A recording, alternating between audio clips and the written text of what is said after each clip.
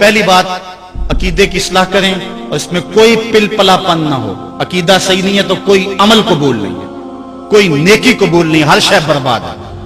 دوسری بات, اپنے والدین کی نافرمانی کبھی نہ کریں.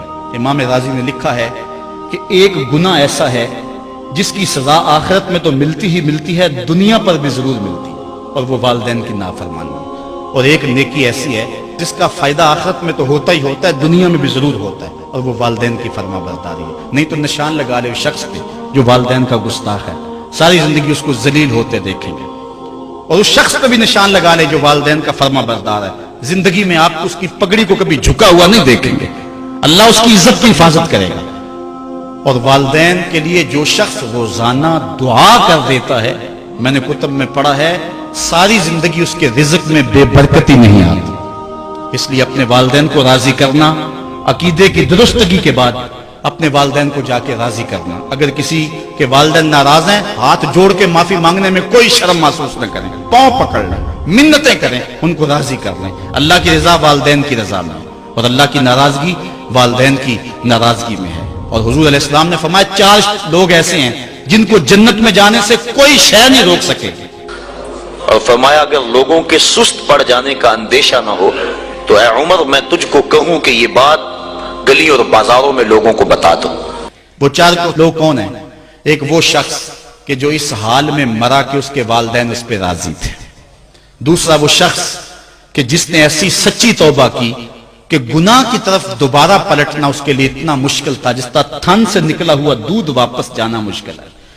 تیسری وہ عورت جو اس حال میں دنیا سے رخصت ہوئی کہ اس کا شوہر اس کے اوپر راضی تھا. اور چوتھا وہ شخص کہ جس کے بال بچے زیادہ تھے, ذرائع آمدنی تھوڑے تھے, لیکن اس کے باوجود اس نے اپنے بچوں کے پیٹ میں حرام کا ایک لقمہ نہیں جانے دیا. اور ہم صحابہ کی زندگیاں دیکھتے ہیں, فجر کی نماز ہوتی ہے, ایک صحابی جلدی سے اٹھ کے چلے جاتے ہیں. ایک دن آقا کریم نے پوچھا کہ ابو درداء کیا بات ہے؟ تو حضرت ابو درداء نے عرض کی حضور آپ جانتے ہیں آج کل مدینے میں کھجوریں پکنے کا موسم ہے, اور سحری کے وقت ٹھنڈی ہوائیں مدینے کی سرزمین کو سلام کرنے بھی آتی. میرے ہمسائے کے صحن میں ایک اونچا لمبا درخت ہے کھجور کا جس کا جھکاؤ میرے گھر کی سمت ہے, اور جب ہوا چلتی ہے تو اس سے کھجوریں ٹوٹ کے میرے ویڑے میں گر پڑتی ہیں. میں جلدی جلدی اس لیے چلا جاتا ہوں کہ بچوں کے اٹھنے سے قبل وہ کھجوریں اٹھا کے ان کے گھر میں پھینک دوں, کہیں ایسا نہ ہو کہ میرا بچہ کوئی کھجور اٹھا کے اپنے منہ میں ڈال لے. یہ صحابہ کا مزاج. اور ہماری سڑک سے گنے کی ٹرالی گزر کر تو دیکھیں, ہم بچے کو شاباش دیتے ہیں کہ بڑا دلیر نکلا ہے. جس کو آج آپ حوصلہ افزائی کر رہے ہیں کل بڑا ہو کے ڈاکو بنے گا, کل بڑا ہو کے راہزن اور لٹیرا بنے گا. اولاد کی تربیت کے باب میں یہ بات ہے کہ اگر وہ گناہ کا ارتکاب بچپن میں بھی کرتے ہیں تو ان کی وہاں حوصلہ شکنی کی جائے تاکہ ان کے دل میں گناہ سے نفرت پیدا ہو جائے. حضرت حسن رضی اللہ تعالی عنہ تشریف لائے مسجد نبوی میں, تو وہاں کھجوروں کا ڈھیر پڑا ہوا تھا, وہ کھجوریں صدقے کی تھی.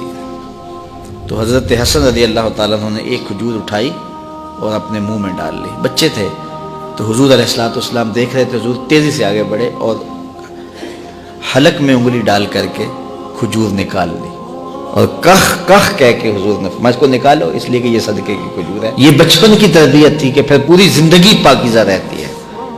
اور جب ماں باپ خود حرام لے رہے ہوں اور بچوں کو بھی وہ حرام کھلا رہے ہوں تو پھر بڑے ہو کر کے بچوں سے کوئی خیر کی توقع نہیں کی جا سکتی کہ اب بڑے ہو کر کے وہ صالح بن جائیں گے, چونکہ وہ حرام ان کی طبیعت کے اندر راسخ ہو گیا ہے, ان کے خون میں شامل ہو گیا ہے.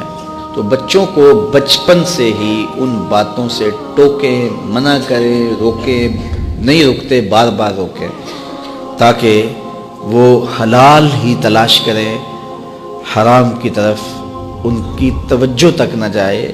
ان کا کوئی یہ نہیں ہے کہ وہ دل ڈولتا رہے یار یہ لے لیں, نہیں, بلکہ وہ 2 ٹوک ہے کہ حرام ہے, بات ختم. تو یہ راسخ ان کے اندر ہو جانا.